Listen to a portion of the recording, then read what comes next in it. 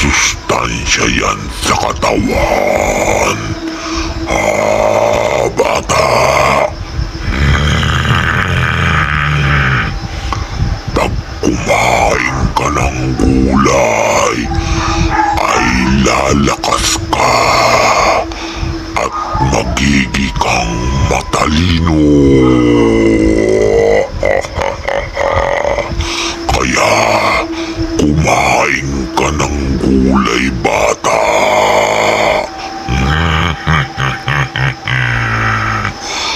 Kung ayaw mong kumain, ay pupuntahan kita at ikaw ay aking kakainin, bata.